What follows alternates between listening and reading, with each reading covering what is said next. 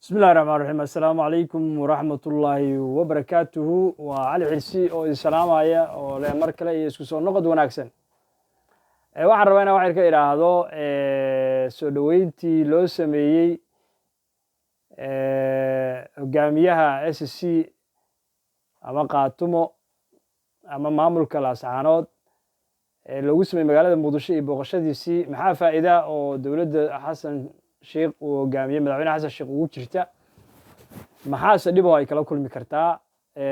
marka waxaan rabaa inaan dhowr qodob ka hadlo waa marka koobaad ee horta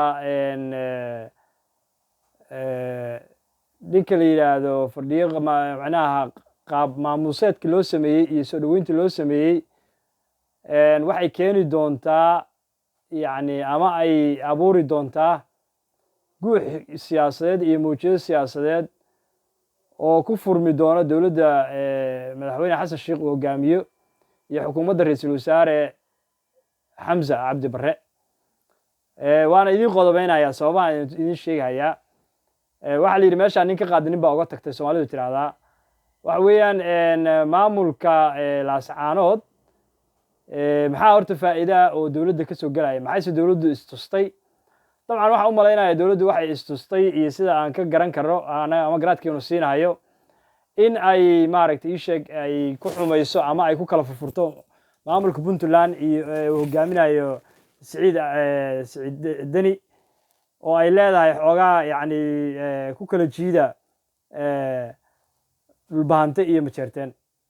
laakiin arrintu sidaas ma ahan waxa imaan doona mowjadahaas ay ka fakarayaan kuwa ka baran oo ka xoog badan oo ka dhalan doona siyaasiyiinta ka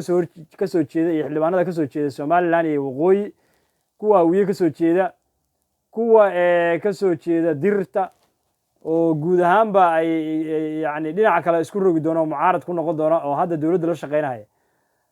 marka maxay dawladdu ka faa'iideysaa maxay soo kordhinaysaa qaatumo state dawladda maxaa uu hogaamiyo Xasan Sheekh maxay faa'iido ka helaysaa maxay luminaysaa dawladdu waxaan anigu aaminsanahay dawladdu maadaama ay dagaal ku jirto oo dagaal argagixiso caalami ay ku jirto ma habboonayn inay isku furto furimo kale oo dagaal siyaasadeed ma wanaagsaneyn inay xilligan ay abuurto mooshinno iska soo horjeeda iyo in ra'iisul wasaaraha laga hor yimaado iyo in baarlamaanka la keeno mooshinno ra'iisul wasaaraha laga wado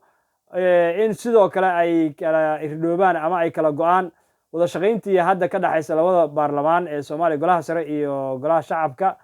oo uu xanaaqo ninka la yiraahdo Cabdi Xaashi oo ah senator ka soo jeeda waqooyi waxaan ognahay senatorada waqooyi ka soo jeeda intooda badan inay u joogaan matalaadda Somaliland oo aysan ogolayn wax dhib ku noqonaya Somaliland ama kala burburinaya ama kala furfuraya taasi marka hadda waxay la socdaan madaxweynaha iyo ra'iisul wasaaraha way taageersan yihiin siyaasadooduna way isku soo dhowdahay laakiin hadda waxa aan urmaysa inay kala fogaadaan marka maxaa faa'iido ugu jira dawladda federaalka ah ee Xasan Sheekh hogaamiyo in maanta ay xildhibaanada direed oo dhan bar inta ugu badan hawiye qaar digli mirifla oo mucaarada kuwa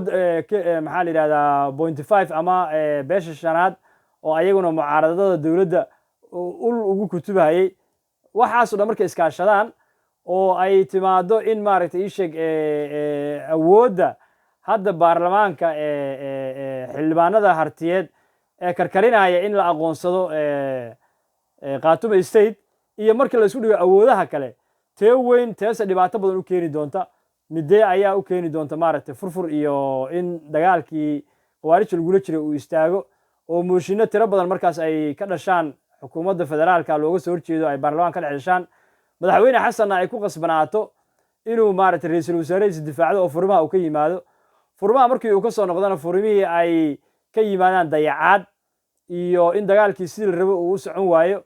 iyo in la dirirkii argagixiso la dirirkiina uu halkaas ku baaqdo sidoo kale waxaa imaan doona inay baaqato wadahadalkii ay beesha caalamku waday ee ahaa in Somaliland iyo Soomaaliya la wada hadal siiyo inuu meesha ka baxo oo Somaliland ay sii fogaato oo ergeygii qaaska ah ee la magacaabay xafiiskaasna ay noqdaan shaqo la'aan ku dhacdo international community-guna ay joojiyaan qarashaadkii iyo tashiilaadkii iyo facilitiga ay ku bixinayeen. sidoo kale waxaa imaanaysa in dowladda la yidhaahdo ay noqoto midaan ballan iyo axdi midna lahayn oo ka baxday wadahadalkii somaliland iyo soomaaliya, oo sidoo kalena ay dhalato in somaliland ay sii fogaato oo dagaaladu ay sii xogeystaan, somaliland iyo khaatumana ay dagaaladooda dib usoo cusboonaadaan, dhiig badanna uu ku daato, halkaasna ay waddankii o dhan uu kaos iyo ku galo iyo dhibaato uu ku galo. marka waxaa dhibkaas o dhan mas-uul ka noqon doona raggii kula taliya xasan sheikh in loo yeero guddoomiye firdhiye iyo madaxweynaha haddii isaga laftigiisa uu intaas istusay inaysan si aad uga fiirsan oo aysan yani aad u falanqayn, rag khibrad iyo aqoon u leh waxyaalahaasna aysan maaragtay aysan meesha ka talin. marka in miisaanka maxaa la yidhahdaa laasacaano oo aan dowladda hadda cod iyo ciidan iyo calaf midna kusoo kordhinayn inuu bam ku noqdo maxaa la yidhahdaa dowladdii federaalka ahayd oo siyaasad degani ka jirtay, inuu macnaha ka dhex abuuro qalalaaso siyaasadeed, mawjado siyaasadeed, dowladda madaxa isla gasho, ra-iisul wasaarihii iyo madaxweynehi ay kala aamin baxaan, ra-iisul wasaarihii iyo golihii sare ay kala aamin baxaan, ra-iisul wasaarihii iyo maxaa la yidhahdaa xildhibaanadii direed ay sidoo kale ay kala aamin baxaan, kuwii hawiye sidoo kale. isbeddelka uu la yimid ra-iisul wasaaraha ilaa iyo intii uu ka yimid maraykankana kadib markii maraykanka uu jaaliyadda kula kulmay beesha daarood oo aad loo cadaadiyey, canaano badanna lasoo canaantay, lana yiri niyow shaqadaa noo qabo, taas oo macnaheedu ahaa ka hor imow madaxweynahaaga siyaasaddiisa iyo sida uu wax u wado oo adigu abuur mida adigu leedahay. taasina dowladda dan uguma jirto, dan macnaha dowladeed ma ahan, dan madaxweyne ma ahan, dan yacni ummadda soomaaliyeed ee horumarkeeda keenaysana ma ahan. waxayna ka hor imaanaysaa dagaalankii argagixisada, halkaasuu ka istaagi doontaa. meeshaasna jaanis waxaa ka heli doona mucaaradka iyo qolyaha kale ee ku hoos dhuumanhaya oo ayaguna dalaaliinta ah siyaasadeed ee raba inay meelay ka soo galaan la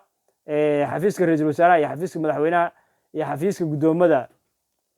baarlamaanka. marka waxaan kula talin lahaa arrintaa hadda firdhiye ee guddoomiyaha laasacaano in hoos loo dhigo oo sida hadda loo buunbuurinayo laga yareeyo. haddii kale dowladdu waxay ku weyn doontaa maxaa la yidhahdaa isheeg wax badan ayay ku weyn doontaa, qalalaaso badan ayayna dhex geli doontaa, dhiiqo badan ayayna lagu hala geli doontaa. aniga marka fikirkeyga intaas ayaan kusoo koobaya. waa aniga cali xirsiye oo idin leh mar walba waan taageersanahay dowladda iyo nidaamka iyo systemka, laakiin waxaan u diidanahay in rag iska dhigaya inay dowladda la shaqaynayaan oo wanaag ka talinayaan laakiin fashilaad wada maaragtay ii sheeg dowladdiina qalalaaso ka dhex abuurhaya oo rabsho ku nool iyo qalalaaso ku nool ah inay madaxweynaha iyo nidaamkiisa uu wax ku wado ay fashiliyaan. aad iyo aad ayaan idin salaamaya. waa aniga idin leh ismaqal dambe oo xiiso leh. wassalaamu calaykum waraxmatullaahi wabarakaatu.